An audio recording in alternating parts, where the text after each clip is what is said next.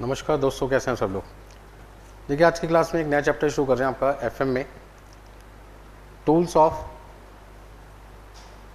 Financial analysis. और tools for financial analysis में वैसे तो बहुत सारे टूल्स होते हैं। पहला टूल आपके पास में है comparative statement analysis, common size financial statement, trend analysis, ratio analysis, cash flow analysis और आपके पास से लास्ट फंड फ्लो।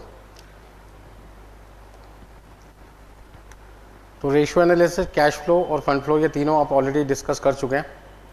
आज की क्लास में हम बात करेंगे किसकी, कंपैरेटिव स्टेटमेंट एनालिसिस की, common size financial statement analysis की और ट्रेंड एनालिसिस की।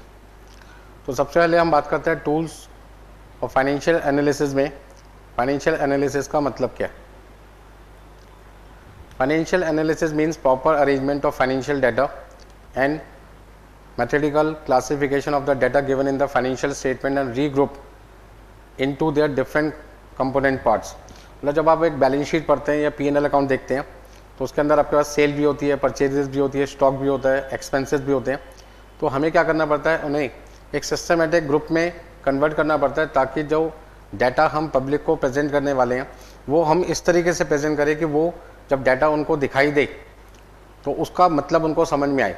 जैसे मान लीजिए मुझे प्रॉफिट दिखाना है तो सबसे पहले मुझे क्या करना पड़ेगा, सेल में से अपने जितने भी खर्चे हैं वो माइनस करके दिखाने पड़ेंगे। तो उसके लिए पहले मुझे सेल निकाल के दिखानी पड़ेगी, फिर उसको दिखाना पड़ेगा मेरे खर्चे कौन कौन से हैं, उसमें मटेरियल का खर्चा कितना है, लेबर कॉस्ट कितनी है, ओवरहेड कॉस्ट कितनी है, सारे खर्चे इकट्ठे दिखाऊंगा तो खर्चों का ग्रुप बनाना पड़ेगा। इसी तरीके से जो मेरी रेवेन्यू है उसमें से एक्सपेंसेस माइनस करके प्रॉफिट दिखाऊंगा। फिर मुझे सरकार को टैक्स कितना देना है वो टैक्स निकाल के दिखाऊंगा। प्रॉफिट टैक्स देने के बाद कितना बचेगा, आफ्टर टैक्स प्रॉफिट कितना है, वो सारी चीज़ें मुझे निकालनी पड़ेगी। तो फाइनेंशियल एनालिसिस का मतलब है एक प्रॉपर अरेंजमेंट करना फाइनेंशियल डाटा का इस तरीके से कि जब वो इंफॉर्मेशन हम पब्लिक को प्रेजेंट करें तो पब्लिक को समझने में कोई दिक्कत ना आए और उनको जो भी इंफॉर्मेशन उस स्टेटमेंट से चाहिए उनको फटाफट से मिल जाए। It is really an art. It involve many processes like arrangement, analysis, establishing relation between available facts and drawing conclusion on the that basis. मतलब जो इन्फॉर्मेशन आपको दे रखी है उनके बेसिस पे हम उनका कंपैरिजन करते हैं। जैसे पिछले साल की सेल 10 लाख थी, इस साल की सेल 11 लाख हो गई, तो आपकी 1 लाख रुपए की सेल बढ़ी जो कि 10% सेल बढ़ी। तो हम ये कह सकते हैं कि यहाँ पर हमारे पास जो इन्फॉर्मेशन है वो क्या मिलेगी, पिछले साल के मुकाबले इस साल की सेल आपकी 10% ज़्यादा होगी। पिछले साल हमारे खर्चे थे 5 लाख, इस साल हमारे खर्चे हो गए 4 लाख, 1 लाख रुपये के खर्चे कम हो गए। 1 लाख रुपये 5 लाख का 20% है, तो हम कह सकते हैं हमारे खर्चे 20% कम हो गए। तो उसका मतलब कहीं ना कहीं हमने जो एनालिसिस की दो डाटा को कंपेयर करके उसमें हमारी सेल 10% बढ़ रही है जबकि हमारे खर्चे 20% कम हो रहे हैं, तो कहीं ना कहीं हमारा प्रॉफिट मार्जिन इस साल क्या होगा, बढ़ेगा। फाइनेंशियल एनालिसिस के ऑब्जेक्टिव क्या क्या है, to examine the financial health of the firm. यहाँ पे हम फाइनेंशियल एनालिसिस से क्या पता लगाना चाहते हैं कि जो फर्म की फाइनेंशियल हेल्थ है वो कैसी है। हम जो फर्म प्रॉफिट कमा रही है उसका इवैल्यूएशन करते हैं, उनका रिटर्न ऑन इन्वेस्टमेंट कितना है, रिटर्न ऑन इक्विटी कितना है, ग्रॉस प्रॉफिट मार्जिन कितना है, नेट प्रॉफिट आफ्टर टैक्स कितना है, ये सारी चीज़ें पता लगाते हैं। To understand the short term and long term solvency position of the firm. क्या एक कंपनी 1 साल के अंदर जो लाइबिलिटी पे करनी है उसको पे करने की सिचुएशन में है या नहीं, या 1 साल से ज़्यादा समय के बाद लाइबिलिटी पे ऑफ करनी है तो क्या उतना पैसा उनके पास होगा नहीं होगा, उनको समझना पड़ता है। टू स्टडी द डेब्ट service capacity of the firm. क्या एक कंपनी फ्यूचर में जिन लोगों से पैसा उन्होंने उधार ले रखा है उनको उनका प्रिंसिपल अमाउंट प्लस उनका इंटरेस्ट अमाउंट पे करने की सिचुएशन में है या नहीं। ये सारी इंफॉर्मेशन हमें मिलती है किससे, फाइनेंशियल एनालिसिस से। फाइनेंशियल एनालिसिस के बेनिफिट्स क्या क्या हैं।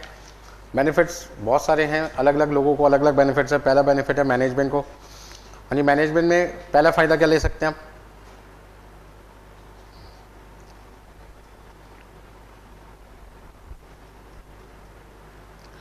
हाँ जी, find the ways to overcome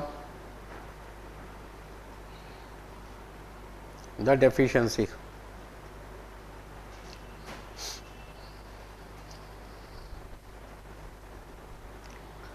हाँ जी, जो भी हमारे पास डेफिशिएंसी हैं उनको कैसे कम किया जाए उनके तरीके हमें पता लगाने होते हैं। तो फाइनेंशियल एनालिसिस से मैनेजमेंट को क्या पता लगता है कि जो भी हमारी कंपनी में कमियां हैं उन कमियों को कैसे दूर किया जा सकता है। Measure the result of their management efforts. जो मैनेजमेंट एफर्ट लगा रही है उनके रिजल्ट्स को हम क्या करते हैं, मेज़र करते हैं। Measure the effectiveness of its own policy, जो पॉलिसी हमने बना रखी है वो कितनी कामयाब हुई है उनके बारे में पता चलता है। इन्वेस्टर पॉइंट ऑफ व्यू से फाइनेंशियल एनालिसिस के क्या बेनिफिट है। From this analysis the investor will able to know the earning capacity, जो इन्वेस्टर है उसको पता लग सकता है कि भाई हमारा ROI कितना है, पिछले साल के मुकाबले हम ज़्यादा कमाएंगे या कम कमाएंगे, पिछले साल से हमारे को डिविडेंड कम मिलेगा या ज़्यादा मिलेगा, क्या कंपनी हमें टाइम पे इंटरेस्ट दे पाएगी नहीं दे पाएगी, डिविडेंड दे पाएगी नहीं दे पाएगी, ये सब इन्वेस्टर पता लगा सकते हैं फाइनेंशियल एनालिसिस के थ्रू। क्रेडिटर के पॉइंट ऑफ व्यू से creditors will be able to know the creditworthiness, capacity to pay the outside obligation of the firm. Creditors ये पता लगा सकते हैं कि जो सामान उन्होंने क्रेडिट पे कंपनी को पे मतलब दिया है, बेचा है, क्या कंपनी ने टाइम पे उनकी रिपेमेंट कर पाएगी नहीं कर पाएगी। Financial analyst and research scholar, जो रिसर्च डिपार्टमेंट होते हैं वो अलग अलग कंपनी की फाइनेंशियल इंफॉर्मेशन को स्टडी करते हैं और पता लगाते हैं भी कौन सी कंपनी फ्यूचर में ज़्यादा फाइनेंशियल जो पोजीशन उनकी स्ट्रॉन्ग है, किसकी वीक है, अलग अलग मेथड से।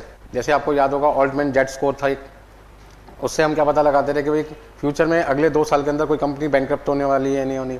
फिर आपका था बेनिश स्कोर, बेनिश एम स्कोर, उससे हम पता लगाते थे कि क्या कोई कंपनी अपनी अर्निंग को मैनिपुलेट तो नहीं कर रही है। फिर ऐसे ही आपके पास था पियोट्रॉस्की एफ स्कोर, उससे हम क्या पता लगाते थे कि भाई जो कंपनी है, जिस कंपनी में हम पैसा इन्वेस्ट करना चाहते हैं वो कंपनी में पैसा लगाना हमारे लिए वर्थ है कि नहीं है, फाइनेंशियल पोजीशन उसकी स्ट्रॉन्ग है, वीक है या एवरेज है। वो सारी चीज़ें पता लगाने के लिए हमें क्या करना पड़ता है, फाइनेंशियल स्टेटमेंट को कंपेयर करना पड़ता है। लेबर यूनियन को फाइनेंशियल एनालिसिस से कंपैरिजन करके फ़ायदा क्या है, उनको फ़ायदा ये होता है कि यदि उनको लगता है भी कंपनी का प्रॉफिट लगातार पिछले साल से बढ़ता जा रहा है तो वो बार्गेन कर सकते हैं मैनेजमेंट के साथ में लेबर यूनियन के थ्रू कि हमारी वेजेस को पिछले साल के मुकाबले बढ़ाया जाए, ठीक है ना। Designation can get the information about the licensing, price fixing and other regulations, मतलब कहीं ना कहीं सभी लोगों को फाइनेंशियल एनालिसिस से क्या मिलते हैं, बेनिफिट्स मिलते हैं आपको। कंपैरेटिव फाइनेंशियल एनालिसिस, आज की क्लास में जैसे मैंने आपको बोला कि भाई हमें 3 तरीके के एनालिसिस समझने हैं फाइनेंशियल एनालिसिस में। पहला है कंपैरेटिव, दूसरा आपके पास है कॉमन साइज और तीसरा आपके पास है trend analysis. Comparative financial analysis के अंदर हम क्या करते हैं, हम 2 साल का डाटा लेके चलते हैं। जैसे एक हो गया करंट ईयर, एक हो गया प्रीवियस ईयर। फिर करंट ईयर और प्रीवियस ईयर का जो डाटा है उन्हें कंपेयर करते हैं और उनका डिफरेंस निकालते हैं और डिफरेंस को हम कहते हैं एब्सोल्यूट वैल्यू, और उस वैल्यू को फिर परसेंटेज में कन्वर्ट करके हम चेक करते हैं कि भाई हमारी वैल्यू पिछले साल से घटी है या पिछले साल से बढ़ी है। तो सबसे पहला जो कंपैरिजन है वो है कंपैरेटिव फाइनेंशियल एनालिसिस, जिसके अंदर 2 तरीके के कंपैरिजन होते हैं। एक बैलेंस शीट का कंपैरेटिव बैलेंस शीट, दूसरा P&L का या इनकम स्टेटमेंट का या स्टेटमेंट ऑफ P&L, कोई भी नाम दे सकते हैं, हम कहते हैं कंपैरेटिव इनकम स्टेटमेंट। दूसरी तरफ आपके पास है कॉमन साइज। कॉमन साइज क्या करता है कि जितने भी आइटम्स आपको दे रखी होती है बैलेंस शीट में या फिर आपको इनकम स्टेटमेंट में, उनमें किसी एक आइटम को बेस लेकर हम क्या करते हैं, सबकी परसेंटेज निकालते हैं और फिर उनको कंपेयर करके देखते हैं कि भाई पिछले साल के मुकाबले इस साल हमारी वैल्यू बढ़ी है या घटी है, और उसके बेस पे हम एनालिसिस करते हैं, जिसको हम कहते हैं कॉमन साइज एनालिसिस, जिसके अंदर 2 आते हैं, बैलेंस शीट का कंपैरिजन भी हो सकता है और इनकम स्टेटमेंट का भी कंपैरिजन होता है। एक होता है आपका ट्रेंड एनालिसिस।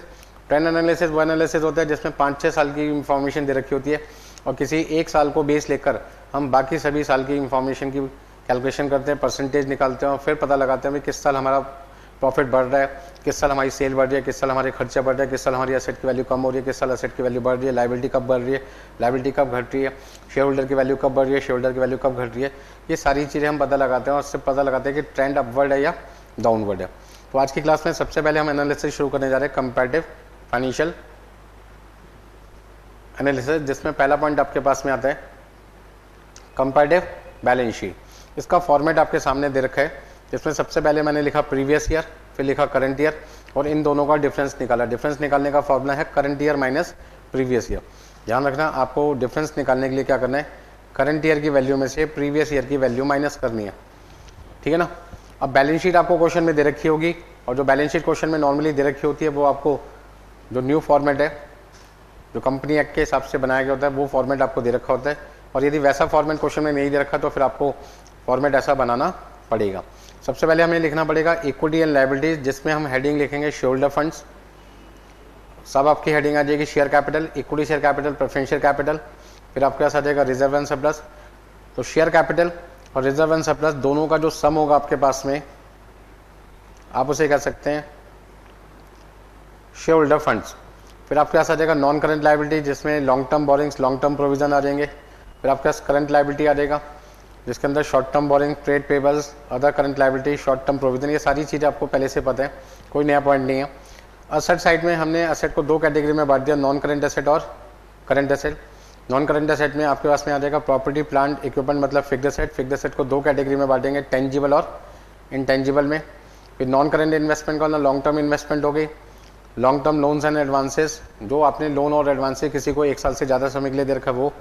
करंट एसेट में करंट इन्वेस्टमेंट का short term investment, stock, debtors, BR, cash and cash equivalent में आ जाएगा cash in hand, cash at bank, short term loans, other current asset, ये सारी चीज़ें आपके पास में आ जाएगी। और फिर आपको क्या करना है, कंपैरिजन शुरू करना है। तो बहुत ही सिंपल चैप्टर है, जिसके अंदर आपको सबसे पहला पॉइंट है कंपैरेटिव बैलेंस शीट। तो एक क्वेश्चन मैं आपको जो बुक प्रोवाइड किया वहाँ से करवाता हूँ। Question number 2, from the balance sheet given below prepare comparative balance sheet. आपको यहाँ पे कंपैरेटिव बैलेंस शीट बनानी है, किसकी बनानी है, ग्रो मोर लिमिटेड, कंपनी का नाम है grow more limited. Grow more limited की आपको शेयर कैपिटल दे रखी है 2021 की पहले दे रखी है, 2020 की बाद में दे रखी है। इसका मतलब सबसे पहले आपको अपने आप को समझाना है, क्या समझाना है भाई, कि सर ये तो हमारे पास में करंट ईयर है और ये हमारे पास में प्रीवियस ईयर है। इसका मतलब करंट ईयर में से प्रीवियस ईयर को माइनस करके जो डिफरेंस आता है वो हमें लिखना है, ठीक है ना। और फिर हमें परसेंटेज निकालनी है। परसेंटेज निकालने के लिए हम क्या करते हैं, जो डिफरेंस निकलता है उसको प्रीवियस ईयर से डिवाइड करते हैं। प्रीवियस ईयर का मतलब प्रीवियस ईयर की वैल्यू से डिवाइड करते हैं और परसेंटेज निकालते हैं। तो सबसे पहले हमें करना क्या पड़ेगा, हमें सॉल्यूशन निकालने के लिए पहले एक फॉर्मेट तैयार करना पड़ेगा कंपैरेटिव बैलेंस शीट का, जिसमें वैल्यू पुट करने के बाद में हमारे को जो जो इन्फॉर्मेशन चाहिए वो इन्फॉर्मेशन हमें मिलती जाएगी और हम कैलकुलेशन करते जाएंगे। तो सबसे पहले देखिए भाई, आपके पास में कंपैरेटिव बैलेंस शीट का जो फॉर्मेट है वो मैंने आपके लिए बना के रखा हुआ है। यहाँ पर मेरे को लिखना है प्रीवियस ईयर और यहाँ मुझे लिखना है करंट ईयर। एक हो गया प्रीवियस ईयर, एक हो गया करंट ईयर, फिर दोनों का डिफरेंस निकालना है। डिफरेंस निकालने का फॉर्मूला होता है current year minus previous year, और फिर हमें निकालनी है परसेंटेज। जो भी डिफरेंस आएगा उस डिफरेंस को करंट ईयर और प्रीवियस ईयर की वैल्यू से डिवाइड करना है, मल्टीप्लाई बाई 100 करना है। तो सबसे पहले क्वेश्चन को यदि देखें तो हमारे पास में जो वैल्यू दे रखी है वो पहले प्रीवियस ईयर की लिख लेते हैं ताकि गलती ना हो। 2 लाख, 2 लाख, 40,000, 60,000। हाँ जी, हमने यहाँ पे लिखा 2 लाख रुपये, 2 लाख रुपये, 40,000 रुपये और 60,000 रुपये। फिर हमें करंट ईयर की वैल्यू लिखनी है 3 लाख, 2 लाख, 1,60,000, 1 लाख।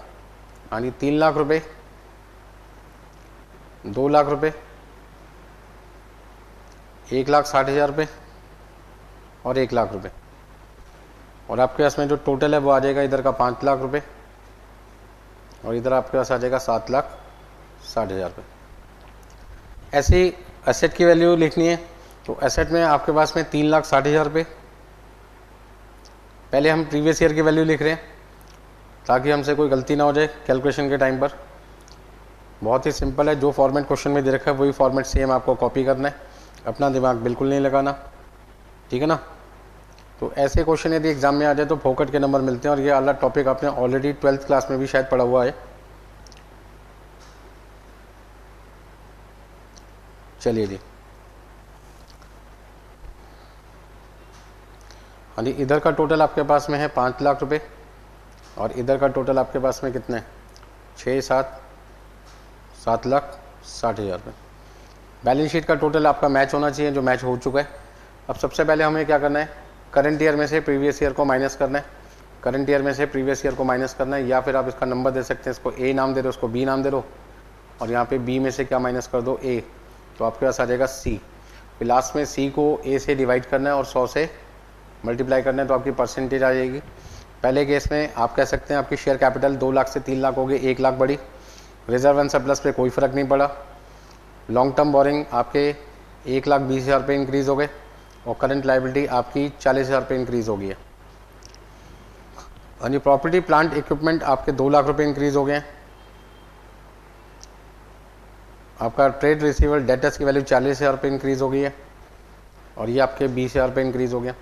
तो इस तरीके से आपकी जो करंट एसेट है और जो फिक्स्ड एसेट है, टोटल एसेट आपकी बड़ी है कितने रुपए से, 2,60,000 रुपये से, और यहाँ आपकी टोटल लाइबिलिटी भी 2,60,000 रुपये से बड़ी है। और आप 2,60,000 का यदि ब्रेकअप देखना चाहते हैं कि कौन कौन से लाइबिलिटी की वजह से हमारी टोटल लाइबिलिटी 2,60,000 रुपये बढ़ी है, तो शेयर कैपिटल की वजह से 1 लाख, बोरिंग्स की वजह से 1,20,000 रुपये और करंट लाइबिलिटी की वजह से 40,000। अब हमें निकालना है परसेंटेज। परसेंटेज निकालने का मतलब है C डिवाइडेड बाई A इन 200, मतलब 1 लाख को 2 लाख से डिवाइड किया, 100 से मल्टीप्लाई किया तो आपके पास कितना आ जाएगा 50%। 1,20,000 को 40,000 से डिवाइड किया तो आपके पास आ जाएगा 300%। 40,000 को 60,000 से डिवाइड किया तो आपके पास में आ जाएगा 66.67%। ये ध्यान रखना कि इन तीनों अमाउंट का टोटल तो 260 आ रहा है, लेकिन परसेंटेज का टोटल मत करके लिख देना गलती से। 2,60,000 रुपये को डिवाइड करो 5 लाख से, मल्टीप्लाई करो 100 से, तो आपको सेपरेटली यहाँ पे परसेंटेज निकालनी है, टोटल नहीं करके लिखना। गलती से कहीं टोटल करके लिख दिया तो गलत हो जाएगा आपका। हाँ जी, फिर असेट साइड पे आ जाएंगे तो 2 लाख डिवाइड बाई कितना लिखोगे 3,60,000। 2 लाख को 3,60,000 से डिवाइड किया, आपकी परसेंटेज आ जाएगी 55.56%। 40,000 को 80,000 से डिवाइड किया 50%। 20,000 को 20,000 से डिवाइड किया, आपके पास आ जाएगा 100%। और ये तो भाई आपका 52% ही रहेगा, दोनों जगह सेम आएगा। तो इस तरीके से कंपैरेटिव बैलेंस शीट बनाने से हमें पता चल सकता है कि भाई हमारी जो लायबिलिटी है वो कितने परसेंट बढ़ी, 52%। असेट भी 52% बढ़ी, बट हमारे पास जो शेयर कैपिटल है वो 50% बढ़ रही है। लॉन्ग टर्म बोरिंग 3 गुना हो गए, 300% का ना 3 गुना। तो इसका मतलब है कि कहीं ना कहीं आप उधार ज़्यादा ले रहे हैं। उधार ज़्यादा लेना एक कंपनी के लिए टेंशन होता है, क्योंकि कंपनी बदले में कोई ना कोई फिक्स्ड एसेट के पेपर मॉर्गेज करती है, साथ में उसको इंटरेस्ट का खर्चा हर साल उठाना पड़ेगा जो फिक्स नेचर का होगा, जो एक ऑब्लिगेशन बन जाता है कि यदि प्रॉफिट होगा तो भी देना है और ना होगा तो भी देना है। तो ऐसे में कंपनी को यदि पैसा चाहिए तो कोशिश करे वो ज़्यादा से ज़्यादा शेयर इशू करे, ना कि ज़्यादा उधार ले। तो यहाँ से हम पता लगा सकते हैं भाई कंपनी की जो फाइनेंशियल पोजीशन है उसमें उधार बहुत ज़्यादा होता जा रहा है, ठीक है ना। तो यहाँ पे हम एनालिसिस कर सकते हैं और बता सकते हैं कि भाई कौन सी चीज़ पिछले साल के मुकाबले कम है, कौन सी ज़्यादा है। एसेट्स की वैल्यू हम देख रहे हैं, फिक्स्ड एसेट की वैल्यू जो है वो हमारी 50%, 55%, 55% एक तरीके से हमारी फिक्स्ड एसेट की वैल्यू बढ़ी है। हमारे डेटर्स की वैल्यू 50% बढ़ी है, इसका ना हम उधार ज़्यादा दे रहे हैं लोगों को। कैश एंड कैश इक्विवेलेंट हमने पिछले साल के मुकाबले इस साल अपने बैंक में डबल पैसा रखा हुआ है, ये चीज़ है। लिक्विडिटी आपके पास में अच्छी है। तो इस तरीके से हम कंपैरेटिव बैलेंस शीट बना सकते हैं। फटाफट से आप इसे नोट कीजिए। जो भी आपका टाइम लगेगा क्वेश्चन सॉल्व करने में वो आपको फॉर्मेट बनाने में लगेगा, और फॉर्मेट बनाने में आपको ज़्यादा मेहनत नहीं करनी। जो फॉर्मेट हमें क्वेश्चन में दे रखा था, share holder fund, non current liability, current liability, वही सेम फॉर्मेट मैंने कॉपी कर लिया। आपको यहाँ पे 3 कॉलम दे रखे थे, पर्टिकुलर, अमाउंट, अमाउंट। मैंने क्या किया, इन 3 कॉलम में 2 कॉलम और ऐड कर दिए। एक का नाम रख दिया एब्सोल्यूट चेंज, मतलब difference between current year value and previous year value. और मैंने जो डिफरेंस आया उसको बेस प्रीवियस ईयर की वैल्यू से डिवाइड करके परसेंटेज निकाल दी, ताकि मैं एनालाइज कर सकूं लास्ट ईयर के मुकाबले मेरी कंपनी में मेरी जो फाइनेंशियल पोजीशन है, मेरी एसेट्स की वैल्यू है, कौन सी एसेट बढ़ रही है, करंट एसेट ज़्यादा बढ़ रही है या करंट लायबिलिटी ज़्यादा बढ़ रही है। तो एसेट में कौन सी एसेट ज़्यादा बढ़ रही है, करंट एसेट या फिक्स्ड एसेट। लायबिलिटी में कौन सी लायबिलिटी ज़्यादा बढ़ रही है, करंट लायबिलिटी या लॉन्ग टर्म लायबिलिटी या शेयर होल्डर फंड। तो मैं देख रहा हूँ लायबिलिटी के अंदर सबसे ज़्यादा पैसा बढ़ रहा है किसका, लॉन्ग टर्म लायबिलिटी का, फिर उसके बाद में करंट लायबिलिटी का, और लास्ट में शेयर होल्डर फंड। और यहाँ पे यदि हम देखें तो कैश एंड कैश इक्विवेलेंट तो जस्ट डबल ही हो गया। फिक्स्ड एसेट की वैल्यू 55% आपकी इंक्रीज हो गई है, और जो आपकी नॉन करंट इन्वेस्टमेंट है, मतलब कि जो पैसा आपने दूसरी कंपनियों में इन्वेस्ट कर रखा है, उसमें कोई चेंजेस नहीं है। इसका ना फ्यूचर रिस्क आपका बढ़ता जा रहा है, क्योंकि आपने फ्यूचर में दूसरी कंपनियों में कोई पैसा इन्वेस्ट और इंक्रीज नहीं किया, तो आपको करना चाहिए। तो इस तरीके से हम एनालिसिस भी कर सकते हैं फाइनेंशियल स्टेटमेंट का, कंपैरेटिव स्टेटमेंट करके। हाँ जी, कोई दिक्कत है इसमें किसी को? तो आपको सिर्फ क्या करना है, क्वेश्चन का फॉर्मेट बनाना है, वैल्यू जो क्वेश्चन में दे रखी है वहाँ से कॉपी करनी है, डिफरेंस निकालना है, और इस तरीके से आपकी सिंपल परसेंटेज जो दे रखी है वो आपको निकालनी है। नेक्स्ट आपके पास है क्वेश्चन नंबर 3। क्वेश्चन नंबर 3 जो बुक आपको मिली है वहाँ पे ये क्वेश्चन दे रखा है आपको। फिर भी एक बार मैं क्वेश्चन आपके सामने रीड कर देता हूँ। क्वेश्चन नंबर 3 में लिखा है, from the following summarise balance sheet of Green Limited as on 31 March 2021 prepare comparative balance sheet. आपको यहाँ पे कंपैरेटिव बैलेंस शीट बनानी है, जिसमें आपको करंट ईयर की इंफॉर्मेशन दे रखी है, प्रीवियस ईयर की इंफॉर्मेशन दे रखी है। ये बैलेंस शीट का फॉर्मेट आपको बना बनाया दे रखा है। नीचे लिखा है note to account. Note to account में जो लॉन्ग टर्म बोरिंग्स हैं 45 रुपये और 45 रुपये, उसका ब्रेकअप करके दे रखा है। तो जब आप कंपैरेटिव बैलेंस शीट बनाओगे तो जो लॉन्ग टर्म बोरिंग्स हैं आप उसका ब्रेकअप करके दिखा सकते हो कि जो लॉन्ग टर्म बोरिंग 45 रुपये की है, उसमें बैंक बोरिंग है 27 रुपये की और अदर देन बैंक कितना है 18। तो आप यहाँ पे क्या कर सकते हो, उसका ब्रेकअप दिखा सकते हो 45 रुपये का। तो जब हम कंपैरिजन करेंगे तो ये जो लॉन्ग टर्म बोरिंग्स हैं उसको दो पार्ट में दिखाई देंगे, बैंक बोरिंग्स और अदर देन बैंक बोरिंग। बाकी पूरा फॉर्मेट आपका क्या रहेगा, सेम रहेगा। ये फॉर्मेट आपको यहाँ से कॉपी करना है और आपको यहाँ पे दो कॉलम और बनाने हैं, एक एब्सोल्यूट चेंज और एक परसेंटेज का, ठीक है ना, एक एब्सोल्यूट चेंज का और एक परसेंटेज का, जिसको हमने, हाँ जी, तो ये आपके पास क्या आ जाएगा ए और ये आपके पास क्या आ जाएगा बी। ध्यान रखना क्वेश्चन में गलती ना हो जाए, ठीक है ना। पिछली बार भी ऐसे ही था, इस वाले क्वेश्चन में भी करंट ईयर पहले दे रखा है, प्रीवियस ईयर बाद में दे रखा है। तो आपको ध्यान रखना है बी माइनस ए करना है, बी माइनस ए करना है, जिससे आपके पास वैल्यू आ जाएगी सी और सी को ए से डिवाइड करके इनटू 100% निकालना है। तो फटाफट से फॉर्मेट बनाते हैं। फॉर्मेट आपके लिए मैंने यहाँ पे ऑलरेडी बना रखा है, जिसके अंदर हमें सबसे पहले क्या लिखना है, previous year value current year value दोनों का डिफरेंस, और उसको बाद में परसेंटेज में कन्वर्ट करने के लिए बेस ईयर की वैल्यू से डिवाइड करना है। जो फॉर्मेट हमें क्वेश्चन में दे रखा था उस फॉर्मेट में से मैंने एक ही चेंज किया कि जो लॉन्ग टर्म बोरिंग्स है उसको दो पार्ट में डिवाइड कर दिया, loan from bank, loan from other than bank. बाकी सब कुछ एज इट इज कॉपी करना है और कुछ नहीं करना। तो जल्दी से फॉर्मेट बनाइए और फॉर्मेट बनाने के बाद में हम इसकी वैल्यू पुट करते हैं, देन उसके बाद क्वेश्चन को कंप्लीट करेंगे।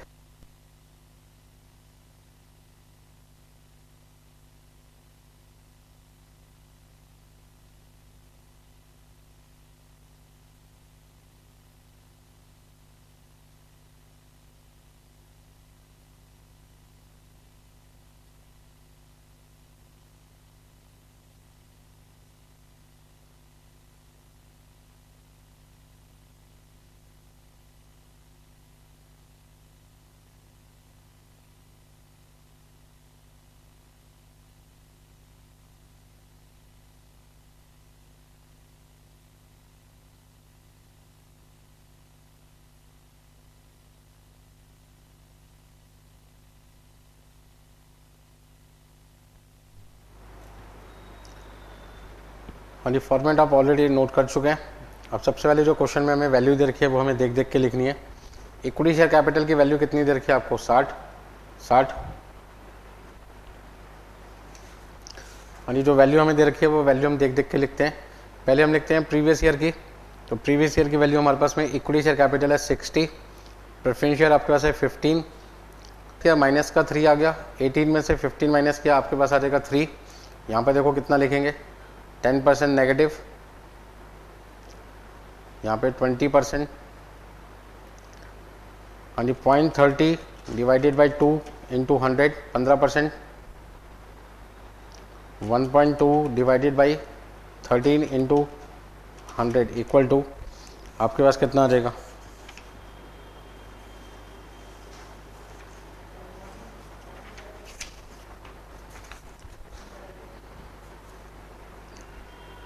%9.23। हाँ जी, 4.5 को आपने 150 से डिवाइड किया, 100 से मल्टीप्लाई किया तो आपके पास आ जाएगा 3%। हाँ जी, नेक्स्ट आपके पास है 18 divide by 105, 18 divided by 105 into 100 आपके पास आ जाएगा 17.14%। हाँ जी, 10.5 डिवाइडेड बाई 40 इंटू 100 आपके पास आ जाएगा 26.25%, लेकिन नेगेटिव है। 3 डिवाइड बाई 5 आपके पास आ जाएगा 60% नेगेटिव, और लास्ट में आपके पास है 3%। ऐसे क्वेश्चन में बस आपको ये ध्यान रखना पड़ेगा कौन सी वैल्यू प्रीवियस ईयर की है, कौन सी वैल्यू करंट ईयर की है, ठीक है ना भाई। तो क्वेश्चन बड़ा सिंपल है, ये समझ लो कि यदि 4-5 नंबर का क्वेश्चन आ गया तो फोकट में आपको मार्क्स मिल जाएंगे 5 नंबर के। जो फॉर्मेट क्वेश्चन में आपको दे रखा है सेम वही फॉर्मेट आपको कॉपी करना है, बस 2 कॉलम आपको एक्स्ट्रा बनाने हैं, एक डिफरेंस का और एक आपको परसेंटेज का। तो कंपैरेटिव बैलेंस शीट के मैंने आपको 2 फॉर्मेट मतलब 2 क्वेश्चन करवा दिए प्रैक्टिस के लिए। नेक्स्ट आपके पास आता है comparative income statement. Comparative income statement, हाँ जी, कंपैरेटिव इनकम स्टेटमेंट में सबसे पहले जो फॉर्मेट आपने पढ़ा हुआ है, जो आप कंपनी अकाउंट्स में यूज़ करते हैं वही फॉर्मेट आपको यहाँ पे यूज़ करना है। रेवेन्यू फ्रॉम ऑपरेशन का होना सेल्स वैल्यू, अदर इनकम का मतलब हो गया non operating income, non operating income, जितनी भी नॉन ऑपरेटिंग इनकम होती है, rent receive, dividend receive, interest receive, commission receive, सब यहाँ पे आ जाएगा। यहाँ आपके पास आ जाएगा नेट सेल, टोटल इनकम आ गया। टोटल इनकम में से material consume, purchases, change in stock, employ benefit expenses में आपके पास में आ जाएगा wages and salary. Finance cost में आपके पास में आ जाएगा इंटरेस्ट,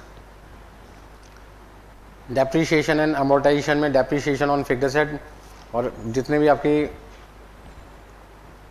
इंटेंजिबल एसेट जिनको आप राइट ऑफ करते हैं वो सारी वैल्यू आ जाएंगी। अदर एक्सपेंसेस में आपके पास क्या आ जाएगा, factory expenses, office expenses, selling expenses, सारे के सारे खर्चे आ जाएंगे यहाँ पर। अब आपको क्या करना है, रेवेन्यू फ्रॉम ऑपरेशन का मतलब है नेट सेल, उसमें अदर इनकम जोड़ देंगे तो आपका टोटल रेवेन्यू आ जाएगा। उसमें से सारे खर्चे माइनस कर दो तो आपके पास में प्रॉफिट बिफोर टैक्स आ जाएगा। उसमें से टैक्स माइनस कर दोगे तो आपके पास आ जाएगा नेट प्रॉफिट आफ्टर टैक्स। आपको यहाँ पर कंपैरेटिव इनकम स्टेटमेंट बनानी है तो आपको प्रीवियस ईयर का इंफॉर्मेशन दे रखी होगी, करंट ईयर की दे रखी होगी। करंट ईयर में से प्रीवियस ईयर को माइनस करना है और उसको परसेंटेज में कन्वर्ट करना है। जो काम आप बैलेंस शीट में कर रहे थे वही सेम काम आपको यहाँ पर भी करना है, बस फ़र्क इतना है कि वो बैलेंस शीट थी और ये आपके इनकम स्टेटमेंट है। फॉर्मेट आपको सबको पहले से पता है, कोई चीज़ आपके लिए नई नहीं है। सिर्फ जो इन्फॉर्मेशन क्वेश्चन में आपको दे रखी होगी सेम वही फॉर्मेट आपको कॉपी करना है और उसके बाद आपको दो अलग अलग कॉलम बनानी है। तो देखिए सबसे पहले क्वेश्चन डिस्कस करते हैं आपके साथ में।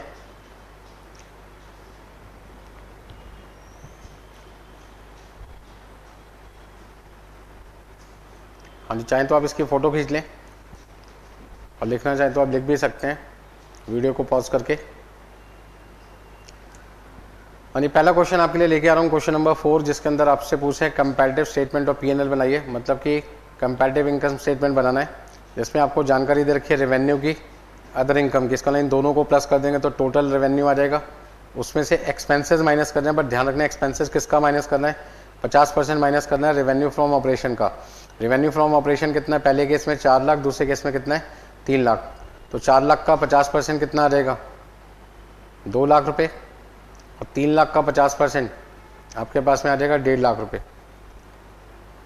तो एक जगह 2 लाख रुपए के एक्सपेंसेस आ गए, एक जगह 1.5 लाख के एक्सपेंस आ जाएंगे। अब टोटल रेवेन्यू में से एक्सपेंसेस माइनस करके आपके पास आ जाएगा प्रॉफिट बिफोर टैक्स। उस प्रॉफिट बिफोर टैक्स का 40% टैक्स आपको माइनस करना है तो आपके पास आ जाएगा प्रॉफिट आफ्टर टैक्स। तो कंपैरेटिव स्टेटमेंट ऑफ पीएनएल में आपको सबसे पहले क्या करना है, एक फॉर्मेट तैयार करना है जिसमें सबसे पहले मैंने लिखा रेवेन्यू फ्रॉम ऑपरेशन, उसमें अदर इनकम को जोड़ना है तो मेरे पास आ जाएगा टोटल रेवेन्यू।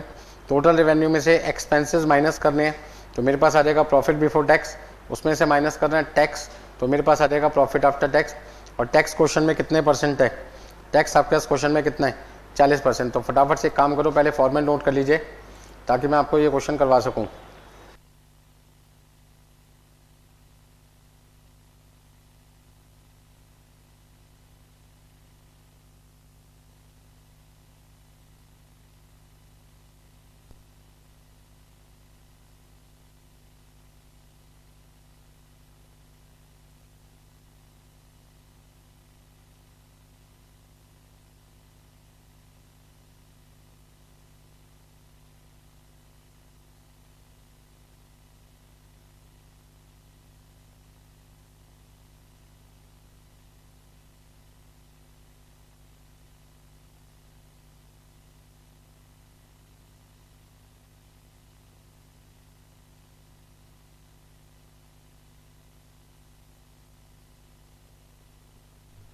चलिए क्वेश्चन शुरू करते हैं। रेवेन्यू फ्रॉम ऑपरेशन आपके पास में पिछले साल का कितना था 4 लाख रुपए, और इस साल का आपके पास है 3 लाख रुपए। पिछले साल की अदर इनकम थी 80,000 रुपये, इस साल की अदर इनकम है आपके पास में 40,000 रुपये। टोटल रेवेन्यू 4,80,000 रुपये पिछले साल का है और करंट ईयर का है 3,40,000 रुपये। खर्चे रेवेन्यू फ्रॉम ऑपरेशन का 50% है तो 4 लाख का 50% 2 लाख रुपये और 3 लाख का 50% 1.5 लाख रुपए। तो आपके पास प्रॉफिट आ जाएगा 2,80,000 रुपये बिफोर टैक्स, और यहाँ आपके पास में आ जाएगा 1,90,000। हाँ जी, 2,80,000 का 40%, 2,80,000 का 40% आपके पास में टैक्स है 1,12,000। तो 2,80,000 में से 1,12,000 माइनस करने के बाद आपके पास आएगा 1,68,000, 1,68,000। हाँ जी, ऐसे यहाँ पर 3,40,000 में से 1,50,000 माइनस किया 1,90,000 आ गया। 1,90,000 का 40% आपका टैक्स आता है 76,000 और आपने माइनस कर दिया तो आपके पास में आ जाएगा 1,14,000। अब मुझे कंपैरेटिव इनकम स्टेटमेंट बनानी है। कंपैरेटिव इनकम स्टेटमेंट में आपको पता ही होगा क्या करना होता है। करंट ईयर और प्रीवियस ईयर की वैल्यू का डिफरेंस निकालना है, मतलब 3 लाख माइनस 4 लाख माइनस का 1 लाख माइनस का 40,000 रुपये, तो माइनस का 1,40,000 रुपये आ गया। ठीक है जी। 1.5 लाख और 2 लाख का डिफरेंस कितना है? 50,000 रुपये नेगेटिव। आपके पास में आ जाएगा 90,000 रुपये नेगेटिव। दोनों का डिफरेंस देखो 36,000 रुपये।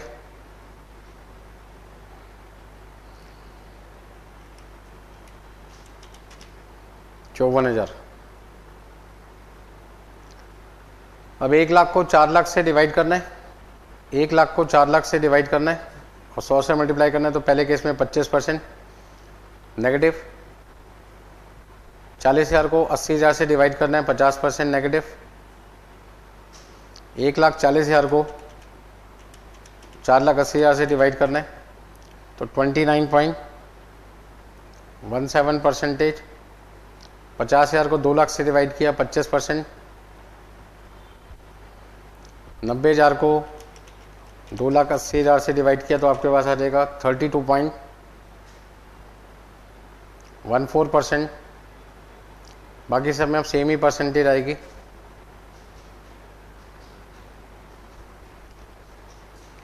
सेम आने की वजह क्योंकि जो डिफरेंस है उनमें परसेंटेज सेम ही रहेगी। 36,000 डिवाइड बाई 1,12,000 इंटू 100, क्योंकि आपने इसी अमाउंट का 40% यहाँ माइनस किया, यहाँ पर भी 40% माइनस किया, तो बचा कितना? 60%। 60%, तो उससे आपका फ्रैक्शन पे फर्क नहीं पड़ेगा, मतलब जो फाइनल आंसर है वो सेम ही रहेगा। 32.14, 32.14, 32.14। तो हम ये देख रहे हैं कि पिछले साल के मुकाबले इस साल हमारा सेल भी कम हो गई, अदर इनकम भी कम हो गई, हमारे खर्चे भी मुकाबले कम हुए, प्रॉफिट बिफोर जो टैक्स है वो भी कम हो गया, प्रॉफिट आफ्टर टैक्स भी कम हो गया। तो हम यहाँ पे एनालाइज कर सकते हैं कि भाई हमारा जो प्रॉफिट आफ्टर टैक्स है पिछले साल के मुकाबले कितने परसेंट कम हुआ? 32.14% कम हुआ। सेल हमारी 25% कम हो गई, अदर इनकम हमारी 50% कम हो गई, मतलब हर चीज़ हमारी पिछले साल के मुकाबले कम होती जा रही है। तो ये हमारे लिए सही नहीं है। हमें नेक्स्ट ईयर 2020 में, क्योंकि 2 क्वेश्चन 2018-19 का था, तो यदि हम नेक्स्ट ईयर की बात करेंगे इस क्वेश्चन के हिसाब से तो 2020 आता है, उसमें हमें अपनी सेल को बढ़ाना चाहिए, अदर इनकम को बढ़ाना चाहिए, ताकि हमारा प्रॉफिट बिफोर टैक्स बढ़े और आफ्टर टैक्स भी क्या हो? बढ़े।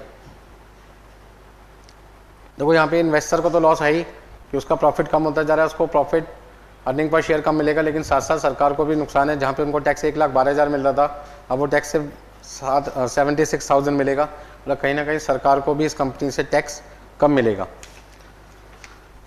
हाँ जी, फटाफट से नोट कीजिए, कोई दिक्कत है तो मुझे बताइए।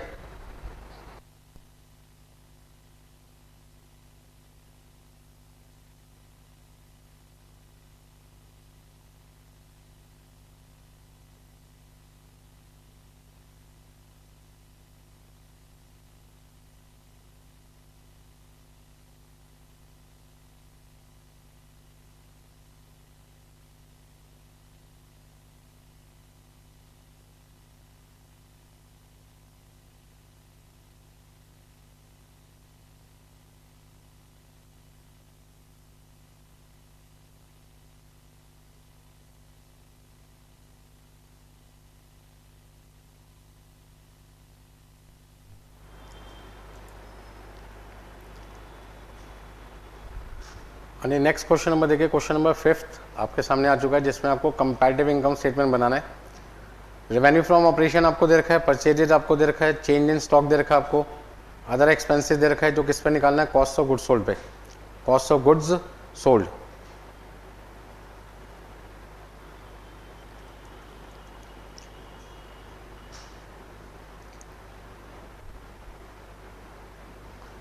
यानी कॉस्ट ऑफ गुड्स सोल्ड पे आपको निकालना है।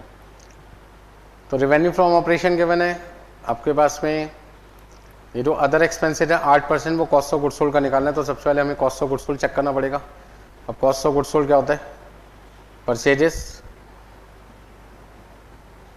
Plus change in stock, change in stock का मतलब होता है opening stock minus closing stock. तो ओपनिंग प्लस करना होता है, क्लोजिंग माइनस करना होता है। अब यदि चेंज इन स्टॉक पॉजिटिव आ रहा है तो प्लस कर देंगे, नेगेटिव आ रहा होगा तो माइनस कर देंगे। यहाँ पे आ रहा है पॉजिटिव, तो पहले केस में कॉस्ट ऑफ गुड सोल्ड कितना आ जाएगा 5 लाख रुपए, और दूसरे केस में कॉस्ट ऑफ गुड सोल्ड कितना आ जाएगा 3 लाख रुपए। इसका ना कॉस्ट ऑफ गुड सोल्ड आपके पास में कितना कितना आएगा, पहले केस में 5 लाख रुपए और दूसरे केस में कॉस्ट ऑफ गुड सोल्ड कितना आ जाएगा, ऊपर लिख देता हूँ, COGS 5 लाख रुपए और दूसरे केस में COGS 3 लाख रुपए। हाँ जी, इधर 5 लाख का 8% करना है, 5 लाख का 8% आपके पास में आ जाएगा 40,000 और 3 लाख का 10% आपको करना है तो आपके पास आ जाएगा 30,000 रुपये। मतलब कि 5 लाख का 8% 40,000 रुपये और 3 लाख का 10% 30,000 रुपये। तो हमें जो इन्फॉर्मेशन दे रखी थी उस इन्फॉर्मेशन का हमें यूज़ करके कंपैरेटिव इनकम स्टेटमेंट बनानी है। और कंपैरेटिव इनकम स्टेटमेंट बनाने के लिए सबसे पहले रेवेन्यू फ्रॉम ऑपरेशन, जिसमें अदर इनकम नहीं दे रखी तो कोई बात नहीं, रेवेन्यू फ्रॉम ऑपरेशन में से purchases, change in stock, other expenses minus करेंगे तो लास्ट में प्रॉफिट बिफोर टैक्स आएगा, उसमें से टैक्स माइनस कर देंगे तो आपके पास आ जाएगा प्रॉफिट आफ्टर टैक्स। तो फटाफट से इस क्वेश्चन को समझने के बाद बस आपको ये ध्यान रखना है कि कॉस्ट ऑफ गुड सोल्ड का मतलब क्या है, purchases plus change in stock. तो सॉल्यूशन में सबसे पहले हमें रेवेन्यू फ्रॉम ऑपरेशन लिखना है पिछले साल का, जो हमारे पास क्वेश्चन में कितना है, ध्यान रखना ध्यान रखना ध्यान रखना, 2021 पहले लिखा है, 2020 बाद में लिखा है, मतलब कि करंट ईयर पहले दे रखा है आपको और प्रीवियस ईयर बाद में दे रखा है। दिमाग खराब कर रखा है क्वेश्चनों में हमारा, तो कोई बात नहीं भाई, पहले हम प्रीवियस ईयर की वैल्यू लिखते हैं 3,20,000, पहले लिखते हैं 3,20,000 रुपये, क्यों अपना दिमाग खराब करें। फिर परचेजेज लिखेंगे हम अपने पास में 2.5 लाख रुपये, चेंज इन स्टॉक हमारे पास है 50,000 रुपये, अदर एक्सपेंसेस हमने निकाले हैं 30,000 रुपये। अब करंट ईयर की यदि बात करें तो करंट ईयर की सेल आपके पास है 5 लाख रुपये, परचेजेज आपके पास है 4.5 लाख रुपये, चेंज इन स्टॉक 50,000 रुपये, अदर एक्सपेंसेस आपके पास है 5 लाख का 8% 40,000 रुपये। अब यदि हम यहाँ पे 3,20,000 में से माइनस करते हैं सब चीज़ें तो 10,000 रुपये नेगेटिव आता है यहाँ पर। चाहो तो पहले टोटल एक्सपेंसेस कर लो, टोटल एक्सपेंसेस आपके पास है 3,30,000 के और यहाँ पे 4 लाख 5,40,000,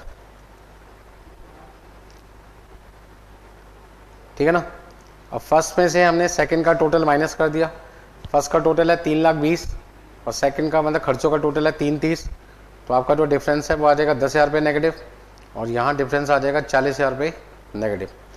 अच्छा, जब लॉस होता है तो टैक्स लगता नहीं है, तो जो टैक्स का रेट आपको क्वेश्चन में 30% दे भी रखा है तो आप उसे इग्नोर कर देंगे, there is no tax on losses.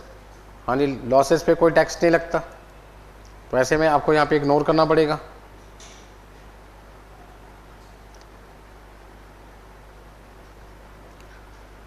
हाँ, कई बच्चे कहते हैं सर कैपिटल बजटिंग चैप्टर में आपने कहा था कि यदि लॉसेस होते हैं तो हम टैक्स की सेविंग कर सकते हैं, लेकिन बेटे वहाँ पे एक नोट लिखना पड़ता है, there are other income, business has sufficient other income. But यहाँ पर हमें कोई ऐसी एजम्पशन लिखने की जरूरत ही नहीं है, क्योंकि हम यहाँ पे कोई डिसीजन मेकिंग नहीं कर रहे कैपिटल बजटिंग की तरह। यहाँ पर सिर्फ हम एनालाइज कर रहे हैं कि भाई पिछले साल के मुकाबले हमारी परफॉर्मेंस कैसी है। तो टैक्स से परफॉर्मेंस का कोई लेना देना नहीं है, क्योंकि मैं टैक्स कंसीडर करूँगा या नहीं कंसीडर करूँगा उससे कोई फ़र्क नहीं पड़ना परसेंटेज पे। यदि मैं यहाँ दोनों जगह 50-50% लूँ तो मेरे डिसीजन पे कोई फ़र्क नहीं पड़ेगा। यदि मैं 5-5 हज़ार रुपये लिख भी देता हूँ तो मेरे जो डिसीजन मेकिंग है, जो कंपैरिजन है, उस पर कोई फ़र्क नहीं पड़ने वाला। तो यहाँ पर अब आप देखिए कितना डिफरेंस आता है, 1,80,000 रुपये, 2 लाख रुपये नील, यहाँ पे आपके पास आएगा 10,000, यहाँ पे आपके पास कितना आ जाएगा,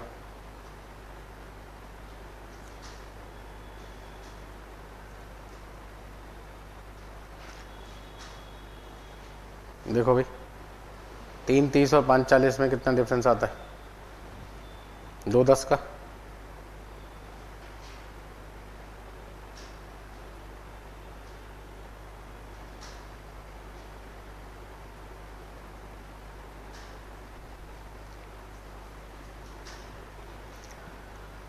तो यहाँ पर आपको परसेंटेज निकालनी है। परसेंटेज निकालने के लिए आप क्या करोगे, 1,80,000 को 3,20,000 से डिवाइड कर दो और 100 से मल्टीप्लाई कर दो तो आपके पास आ जाएगा 56.25%। 2 lakh divide by 2.5 lakh 80%। 10,000 divide by 30,000 33 1/3%। 2,10,000 divide by 3,30,000 तो आपके पास में आ जाएगा 63.64%। यहाँ पे आपके पास आ जाएगा 300% नेगेटिव या पॉजिटिव, क्या लिखोगे, नेगेटिव लिखोगे पॉजिटिव लिखोगे भाई? 30,000 भी नेगेटिव है, 10,000 भी नेगेटिव है, नेगेटिव से नेगेटिव का साइन कट गया,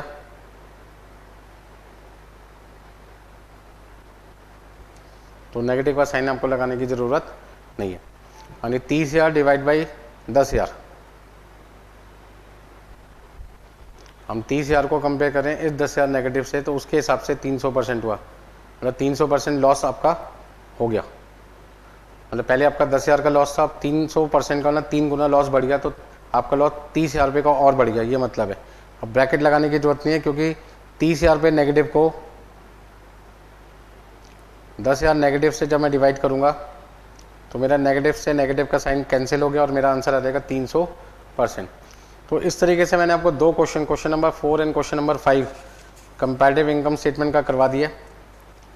तो कंपैरेटिव बैलेंस शीट और कंपैरेटिव इनकम स्टेटमेंट में फ़र्क क्या है? बैलेंस शीट में लायबिलिटी और एसेट का ध्यान रखना पड़ता है, इनकम स्टेटमेंट में आपको ध्यान रखना पड़ेगा revenue plus other income, total income minus all expenses, आपके पास आ जाएगा profit before tax minus tax. Tax में आपको तभी लेना है जब आपका डिफरेंस पॉजिटिव हो, यदि आपका डिफरेंस नेगेटिव आ रहा है तो आपको टैक्स को कंसीडर नहीं करना।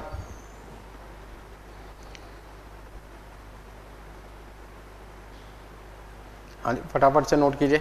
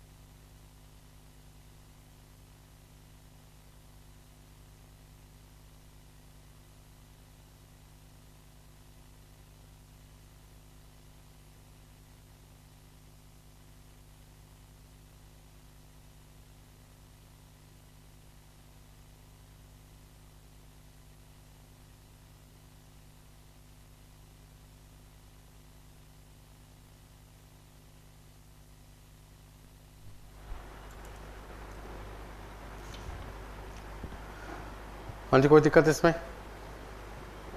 नेक्स्ट आपके पास में आता है कॉमन साइज बैलेंस शीट। यानी कॉमन साइज बैलेंस शीट के अंदर हमें क्या करना पड़ता है, करंट ईयर और प्रीवियस ईयर का कोई डिफरेंस आपको नहीं निकालना, मतलब करंट ईयर और प्रीवियस ईयर का डिफरेंस आपको नहीं निकालना जैसे कंपैरेटिव स्टेटमेंट में करते थे। सबसे पहले हमें बैलेंस शीट का फॉर्मेट जैसा क्वेश्चन में होता है वैसे लिखना है। 2 साल की इंफॉर्मेशन आपको दे रखी होगी, प्रीवियस ईयर की और करंट ईयर की। बैलेंस शीट का जो टोटल आपको दे रखा होगा प्रीवियस ईयर का करंट ईयर का, उसको बेस लेके चलना है और जितनी भी वैल्यू आपको प्रीवियस ईयर में दे रखी है उसको टोटल से डिवाइड करना है। मतलब जैसे यहाँ पे शेयर कैपिटल 1 लाख रुपए है और यहाँ मेरा जो टोटल है वो 5 लाख रुपए है, तो मैं कह सकता हूँ मेरी जो शेयर कैपिटल 1 लाख रुपए है वो 5 लाख का कितने परसेंट हो गया, 20% हो गया। ठीक है जी। यदि प्रेफरेंस शेयर कैपिटल मान लीजिए 1 लाख रुपए है तो 1 लाख 5 लाख का कितने परसेंट हो गया, 20% हो गया। रिजर्व एंड सरप्लस मान लीजिए 50,000 रुपये, तो हम कह सकते हैं 10% हो गया। तो जो भी इंफॉर्मेशन हमें क्वेश्चन में दे रखी होगी, हमें उस साल के टोटल से हर वैल्यू को डिवाइड करना है और 100 से मल्टीप्लाई करना है, तो हर साल की परसेंटेज आ जाएगी। ऐसी प्रीवियस ईयर की निकालेंगे, ऐसी करंट ईयर की, एसेट साइड की, लायबिलिटी साइड की, सबकी। तो यदि मुझे कॉमन साइज बैलेंस शीट बनानी है, तो कॉमन साइज बैलेंस शीट में मुझे सबसे पहले क्या चाहिए, टोटल लायबिलिटी, और लायबिलिटी में जितने भी एलिमेंट दे रखे हैं, हर एलिमेंट को टोटल लायबिलिटी से डिवाइड कर दो इनटू 100। ऐसे ही जब मैं एसेट साइड की बात करूंगा, तो जितनी भी एसेट दे रखे हैं उन सबका टोटल निकालूंगा। जैसे यहाँ पे 5 लाख रुपए टोटल होगा, जब लायबिलिटी 5 लाख है तो एसेट साइड का टोटल भी कितना होगा, 5 लाख। मान लो मेरी टेंजिबल एसेट है 2 लाख रुपए की, तो मैं कहूँगा 2 लाख रुपए डिवाइड बाई 5 लाख कितने परसेंट आ जाएगा, 40% आ जाएगा। इंटेंजिबल एसेट मान लीजिए सपोज करते हैं 5,000 रुपये की है, तो 5,000 रुपये 5 लाख का कितने परसेंट आ जाएगा, हाँ जी 5,000 रुपये 5 लाख का कितने परसेंट आ जाएगा, 1% आ जाएगा। तो आप यहाँ पे 1% लिख देंगे। करेंट इन्वेस्टमेंट मान लीजिए आपके पास 10,000 रुपये, तो आप यहाँ पे 2% लिख देंगे। इस तरीके से आपकी परसेंटेज आती चली जाएगी। मतलब लायबिलिटी साइड की परसेंटेज निकालनी है, तो जितनी भी लायबिलिटी दे रखी है सबका पहले टोटल कर लो। Each liability divide by total liability in 200, तो हर लायबिलिटी की परसेंटेज इंडिविजुअली मिल जाएगी। ऐसे यहाँ पे जितनी भी एसेट्स है सबका टोटल कर लो, हर एसेट की वैल्यू को अलग अलग लेकर टोटल एसेट से डिवाइड करना है इनटू 100, आपके पास में परसेंटेज आ जाएगी। तो फटाफट से क्वेश्चन मैं आपको करवाता हूँ। क्वेश्चन नंबर 9, जिसमें लिखा है from the following balance sheet of Sun Limited as on 31 March 2021 prepare common size balance sheet. बच्चे आपको यहाँ पे बैलेंस शीट बनानी है कॉमन साइज, और यहाँ पे बैलेंस शीट आपको ऑलरेडी बनी बनाई दे रखी है। आपको सेम यही फॉर्मेट कॉपी करना है एज इट इज, कोई दिमाग नहीं लगाना, सेम फॉर्मेट आपको यहाँ पे कॉपी करना है। और आपको यहाँ पर 2 अलग अलग कॉलम बनाने पड़ेंगे परसेंटेज के। किसके, परसेंटेज के। किसके, परसेंटेज के।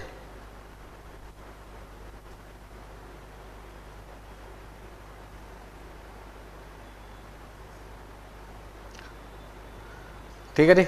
तो सबसे पहले हम यहाँ पे 2 फॉर्मेट बनाते हैं। इस फॉर्मेट में जो बैलेंस शीट हमें दे रखी थी वो हमने सेम लिखी, जो वैल्यू दे रखी है वो सेम लिखेंगे। यहाँ पे हमें परसेंटेज निकालनी है। टोटल ऑफ लायबिलिटी हो गया ये आपका, और ये हो गया टोटल ऑफ, आप ऐसे भी लिख सकते हैं total liabilities, total assets, total liabilities और टोटल एसेट्स। ठीक है जी। अब यहां पे आपको करना क्या है,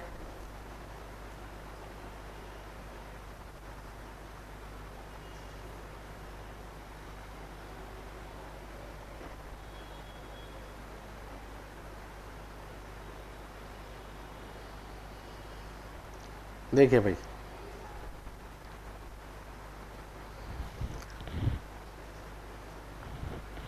तो सबसे पहले हमें क्वेश्चन में क्या करना है वो ध्यान दीजिए। हमारे को बैलेंस शीट से देख के वैल्यू लिखनी है, तो ध्यान रखना क्वेश्चन के अंदर हमें पहले करंट ईयर दे रखा है, बाद में प्रीवियस ईयर दे रखा है। जितने भी क्वेश्चन मैं आपको करा रहा हूँ उसमें मुझे पहले करंट ईयर दे रखा है, बाद में प्रीवियस ईयर दे रखा है। मुझे पहले लिखना है प्रीवियस ईयर की वैल्यू 60 लाख, फिर 8 लाख, फिर 20 लाख, 12 लाख, 60 लाख, 8 लाख, और हमें वैल्यू पहले दे रखी है शेयर कैपिटल की 60 लाख, फिर आपके पास है 8 लाख, फिर आपके पास में 20 लाख, फिर आपके पास है 12 लाख। और इन सब का यदि हम सम करते तो हमारे पास में आते हैं 1 करोड़। जैसे मैंने आपको अभी समझाया था कि मुझे यहाँ पे करना क्या है, मेरा फॉर्मूला क्या बनेगा, यहाँ पर मेरा फॉर्मूला बनेगा ईच लायबिलिटी या each element divided by total liability into 100। अब 60 लाख को 1 करोड़ से डिवाइड करना है और 100 से मल्टीप्लाई करना है, तो 60% आ जाएगा। इधर आपके पास आ जाएगा 8%। 20 लाख को डिवाइड किया 1 करोड़ से, 100 से मल्टीप्लाई किया 20%। 12 लाख को 1 करोड़ से डिवाइड किया, 100 से मल्टीप्लाई किया 12%। 1 करोड़ को 1 करोड़ से डिवाइड किया, 100 से मल्टीप्लाई किया 100%। दोबारा समझ लो, 60 lakh divide by 1 crore into 100 60%। 8 lakh divide by 1 crore multiply by 100 8%। 20 lakh divide by 1 crore multiply by 100 20%। 12 lakh divide by 1 crore multiply by 100 12%। 1 crore divide by 1 crore into 100 100%। ठीक है। इसी तरीके से हम बात करते हैं एसेट साइड की। तो एसेट साइड में हमारे पास में 60 लाख रुपए की टेंजिबल एसेट है।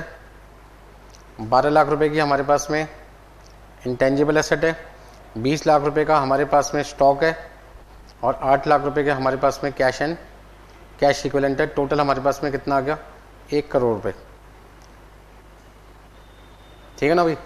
अब सभी को 1 करोड़ से डिवाइड करना है, 100 से मल्टीप्लाई करना है। तो पहले का 60%, दूसरे का 12%, फिर 20% और फिर आपके पास है 8%। मल्टीप्लाई करने के बाद मल्टीप्लाई 100 से किया, आपका टोटल आ जाएगा सबका सम 100%। सेम ऐसी कैलकुलेशन आपको करनी है अब कौन से ईयर के लिए? करंट ईयर के लिए। तो करंट ईयर में शेयर कैपिटल आपके पास है 80 लाख, रिजर्व एंड सरप्लस आपके पास है 12 लाख रुपए, अरे लॉन्ग टर्म बोरिंग आपके पास है 24 लाख रुपए और शॉर्ट टर्म बोरिंग्स आपके पास है 4 लाख रुपए। टोटल आपके पास में कितना है? 1 करोड़ 20 लाख रुपए। अब सभी वैल्यू को 1 करोड़ 20 लाख से डिवाइड करना है और 100 से मल्टीप्लाई करना है। तो आपके पास पहली वैल्यू कितनी आ जाएगी? हाँ जी 66.67%। फिर 12 लाख को 1 करोड़ 20 लाख से डिवाइड किया, 10%। इधर आपके पास आ जाएगा 20% और इधर आपके पास कितना आ जाएगा? 3.33% और लास्ट में आपके पास आ जाएगा 100%। तो लायबिलिटी साइड का काम पूरा हुआ। अब बात करते हैं हम असेट साइड की। असेट साइड की बात करें तो करंट ईयर में हमारे पास में असेट की वैल्यू कितनी है? 80 लाख। टेंजिबल, इंटेंजिबल कितना है? 4 लाख। इन्वेंट्री 24 लाख और कैश एंड कैश इक्विवेलेंट आपके पास है 12 लाख और टोटल आपके पास है 1 करोड़ 20 लाख। तो पहला तो आपके पास परसेंटेज आ जाएगा 66.67%। दूसरा आपके पास है 3.33%। इधर आपके पास में है 20% और इधर आपके पास है 10%। टोटल आपके पास कितना है? 100%। तो कॉमन साइज बैलेंस शीट बनाने में आपको करना क्या है? कॉमन साइज बैलेंस शीट बनाने में आपको करना क्या है? आपस में डिफरेंस नहीं निकालना। जो भी वैल्यूज़ आपको दे रखी है लायबिलिटी साइड में, हर लायबिलिटी को टोटल लायबिलिटी से डिवाइड करना है। ऐसे यदि एसेट साइड की बात करें तो अलग अलग असेट्स को ईच एसेट को टोटल एसेट से डिवाइड करना है इनटू 100। 2 बार ये काम करना है, एक बार प्रीवियस ईयर के लिए और एक बार करंट ईयर के लिए, और इस तरीके से आपकी कॉमन साइज बैलेंस शीट बन जाएगी। बोलो भाई कोई दिक्कत है तो बताइए, फटाफट से आप इसे नोट कर सकते हैं, कोई दिक्कत नहीं।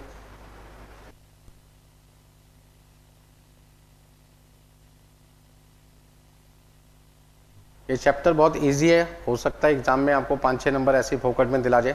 कोई क्वेश्चन आपको दे रखा होगा और कहा होगा प्रिपेयर कंपैरेटिव इनकम स्टेटमेंट, तो कंपैरेटिव बनाओगे।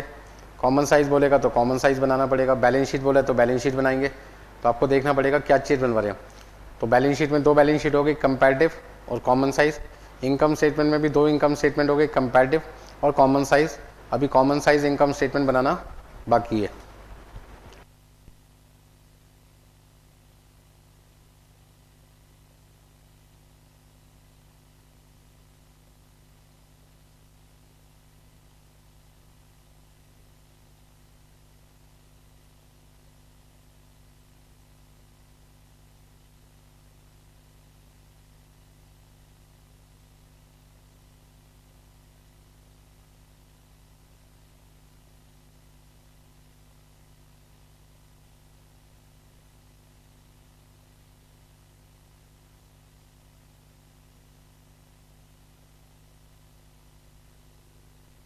आगे देखिए,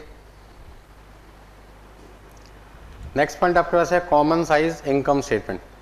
कॉमन साइज इनकम स्टेटमेंट में भी सेम वही आपको फॉर्मेट यूज़ करना है जो फॉर्मेट मैंने आपको कंपैरेटिव इनकम स्टेटमेंट में लिखवाया था। बस फ़र्क इतना है कि वहाँ पर हमें कंपैरिजन करना है, फिर परसेंटेज निकालनी है। यहाँ पे कोई कंपैरिजन नहीं करना। और परसेंटेज निकालते टाइम ये ध्यान रखना पड़ेगा, जो भी वैल्यू, जो भी परसेंटेज हमें निकालनी है, वो परसेंटेज निकालने के लिए जो आपको बेस लेके चलना पड़ेगा वो लेना पड़ेगा revenue from operation. Revenue from operation, revenue from operation मतलब क्या हुआ सर, एक बार समझाओगे? हाँ जी बिल्कुल समझाएंगे बेटा। यदि ये वैल्यू आपके पास में 10 लाख रुपए और ये वैल्यू आपके पास 1 लाख रुपए, तो टोटल वैल्यू कितनी होगी? 11 लाख। तो जब आप परसेंटेज निकालोगे तो 10 लाख डिवाइड बाई 10 लाख 100 आ जाएगा। 1 लाख डिवाइड बाई 10 लाख मतलब आपको हर वैल्यू को revenue from operation net cell से डिवाइड करना है, क्योंकि कॉमन साइज इनकम स्टेटमेंट में जो आपका बेस होता है वो होता है net cell.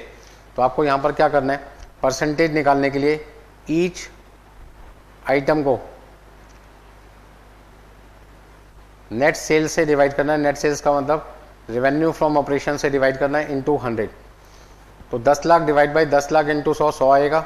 1 lakh divide by 10 lakh आपके पास में 10% आ जाएगा।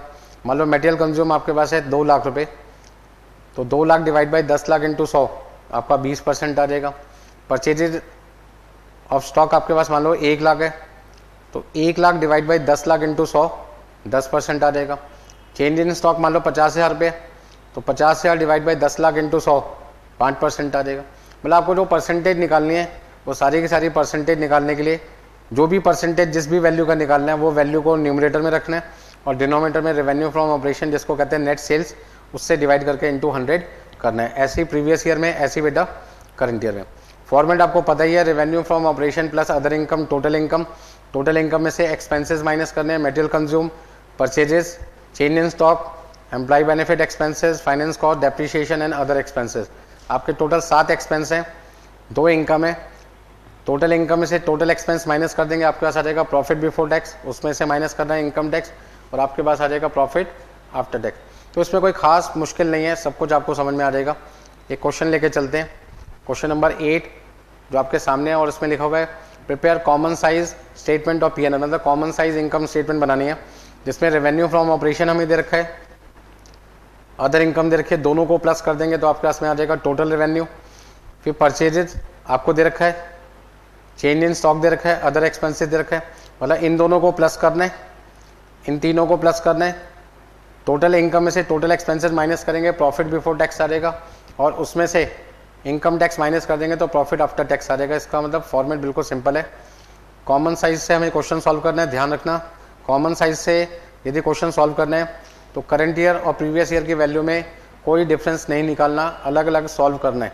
कैसे सॉल्व करना है, देखिए सबसे पहले हम यहाँ पर एक फॉर्मेट बनाते हैं जिसका नाम लिखा common size statement of P&L और इसमें आपके पास में एक है प्रीवियस ईयर और दूसरा आपके पास है करंट ईयर। तो पहले हमें प्रीवियस ईयर लिखना है फिर करंट ईयर, जबकि क्वेश्चन में पहले करंट ईयर दे रखा है फिर प्रीवियस ईयर।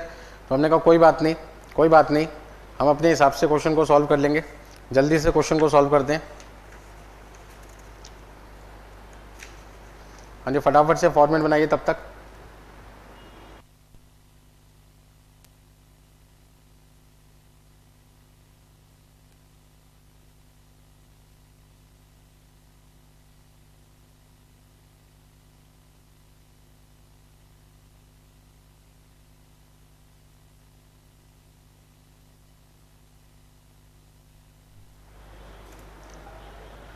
हाँ जी, सबसे पहले हमें क्वेश्चन में प्रीवियस ईयर की वैल्यू लिखनी है। तो प्रीवियस ईयर की वैल्यू आपके पास में है 7.5 लाख रुपए और ये आपके पास में है 10 लाख। प्रीवियस ईयर 7.5 लाख रुपए और दूसरा आपके पास कितना है 10 लाख रुपए। अदर इनकम कितना भाई, अदर इनकम आपके पास में पहले प्रीवियस ईयर का लिखते हैं 7,500 या 75,000। 75,000 रुपये आपको दे रखा है क्वेश्चन के अंदर। इधर आपके पास कितना है 1 लाख रुपए। परचेजेज आपके पास कितना दे रखा है 6 लाख रुपए और आपके पास में है 7,50,000 रुपये। यानी चेंज इन स्टॉक आपके पास में कितना है, चेंज इन स्टॉक पहले वाले केस में -50,000 रुपये। -50,000 का मतलब ओपनिंग की वैल्यू कम है या क्लोजिंग की वैल्यू ज़्यादा है।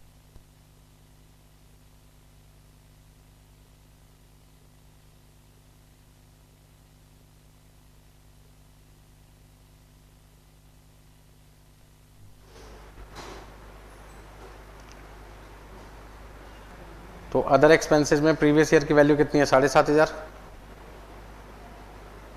और यहाँ पे कितनी है आपके पास में 10,000।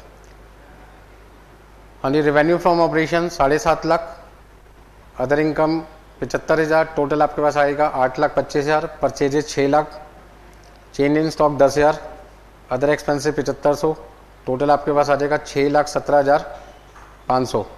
अब 8,25,000 में से यदि मैं 6,17,500 माइनस कर दूंगा तो मेरे पास में कितना आ जाएगा 2,07,500 और 2,07,500 पे टैक्स का रेट कितना है क्वेश्चन में 50%, मतलब कि 1,03,750 रुपये।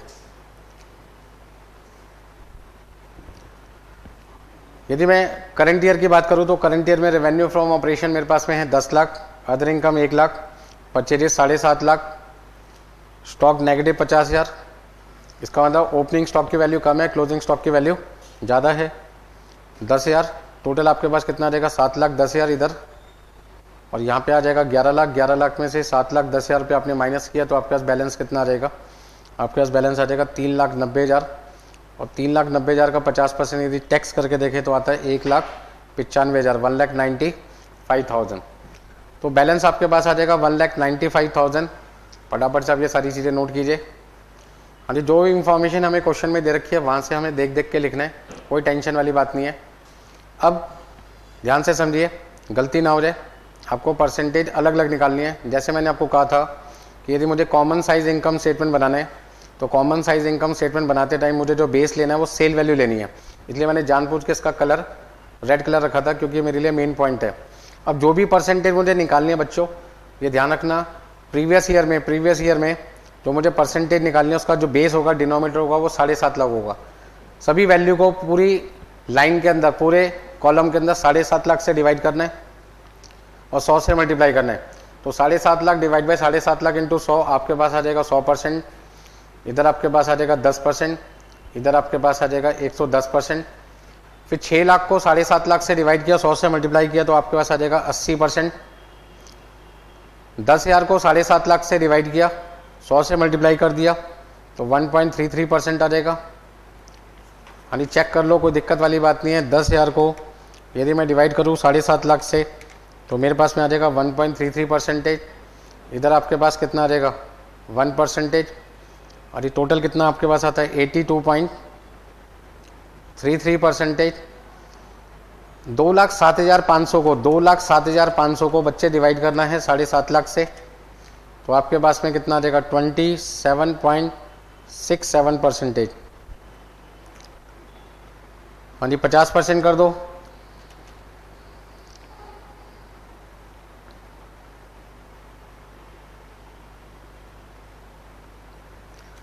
तो यहाँ पे मैंने क्या किया 2020 में बेटे मैंने क्या किया, जितनी भी वैल्यू दे रखी हैं सभी वैल्यू को 7.5 लाख से डिवाइड किया, 100 से मल्टीप्लाई किया। अब 2021 जो मेरे लिए करंट ईयर है उसमें मुझे क्या करना है, मुझे हर वैल्यू को 10 लाख से डिवाइड करना है, 100 से मल्टीप्लाई करना है। तो 10 लाख को 10 लाख से डिवाइड किया, 100 से मल्टीप्लाई किया 100%। 1 लाख को 10 लाख से डिवाइड किया, आपके पास आ जाएगा 10%। 7.5 लाख को 10 लाख से डिवाइड किया 75%, नेगेटिव 5%, नेगेटिव या पॉजिटिव 1% आ जाएगा। तो यहाँ पे आपके पास आ जाएगा 71%, 39%, 19.5% और 19.5%। ये परसेंटेज मैंने कैसे निकाली, ये जितनी भी वैल्यू दे रखी है सबको 10 लाख से डिवाइड कर दिया।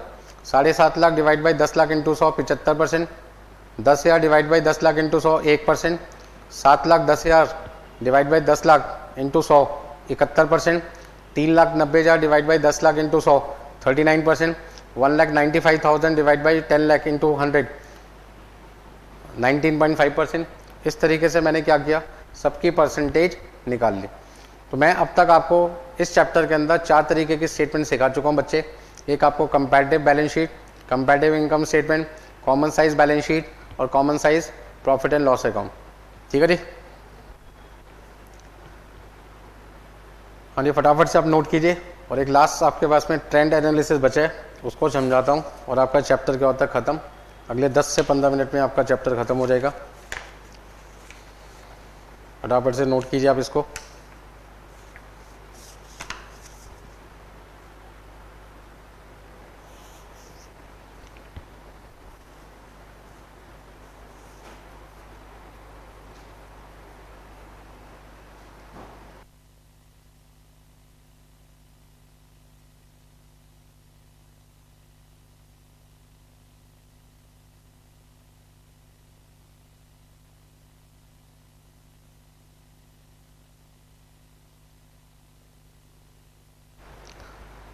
और लास्ट पॉइंट आपके पास में है ट्रेंड एनालिसिस, मतलब जिसको हम कहते हैं ट्रेंड रेशो।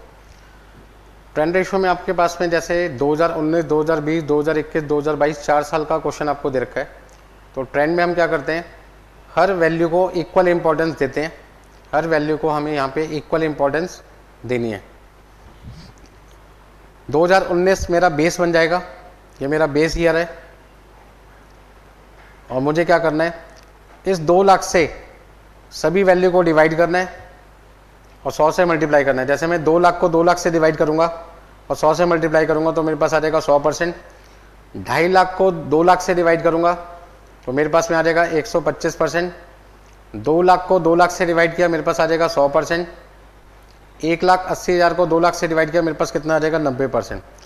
तो इसका मतलब मैं कह सकता हूँ cost of material consume, cost of material consume पहले साल में 100% है, दूसरे साल में 125% है, फिर 100% है, फिर 90%। इसका मतलब क्या हुआ, मतलब ये हुआ ये 125% किसका है, 100 का, किसका है 100 का, किसका है 100 का। मतलब 2019 से 2020, 2021, 2022 को मैं कंपेयर कर रहा हूँ। तो जब मैं 2 या 2 से ज़्यादा साल को कंपेयर करता हूँ किसी एक साल की वैल्यू को बेस लेकर, जब मैं 2 या 2 से ज़्यादा साल की वैल्यू को कंपेयर करता हूँ किसी एक साल की वैल्यू को बेस लेके, तो उसे हम कहते हैं ट्रेंड रेशो, ट्रेंड एनालिसिस। तो यहाँ पर मैंने 2019 को बेस लिया, 2022, 2021, 2020 को कंपेयर कर रहा हूँ 2019 से कि मेरी वैल्यू बढ़ रही है या मेरी वैल्यू घट रही है। तो मैंने क्या देखा, 2020 में 25% ज़्यादा मटेरियल लग रहा है, 2021 में बराबर लग रहा है, 2022 में 10% मटेरियल कम लग रहा है। यहाँ पे 25% ज़्यादा लगा, यहाँ पर कोई फर्क नहीं आया, और यहाँ पे मेरा 10% कम लगा।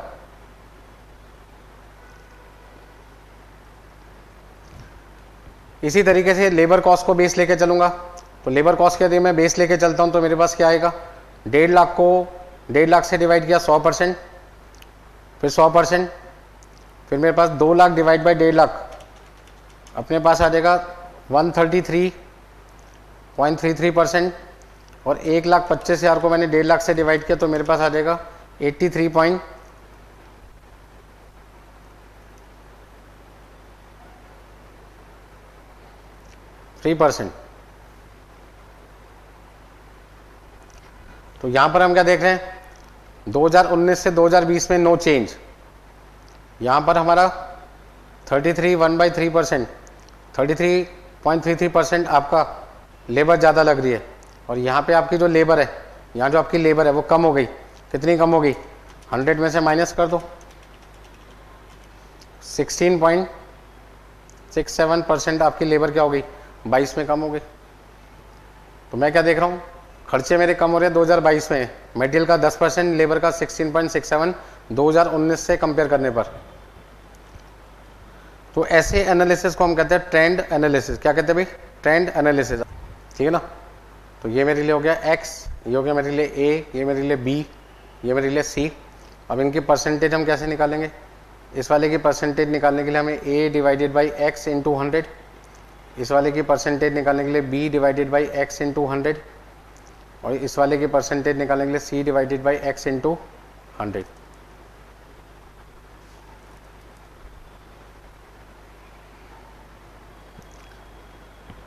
तो जैसे मैंने अभी थोड़ी देर पहले आपको परसेंटेज निकाली है, 100, 125, 100, 90 लिखा है ना, 100, 125, 100, 90।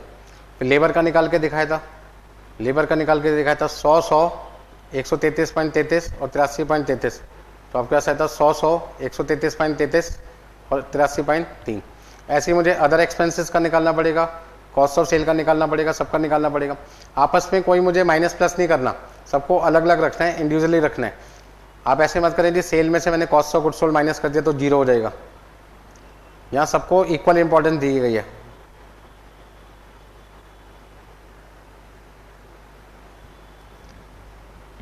किसी को माइनस नहीं करना, किसी को प्लस नहीं करना, अदर आपको अलग ही रखना है। सबको जो वैल्यू दे रखी है सबको अलग अलग सॉल्व करना है। मतलब ये सारे के सारे अलग अलग पॉइंट हो गए, इंडिविजुअल पॉइंट है।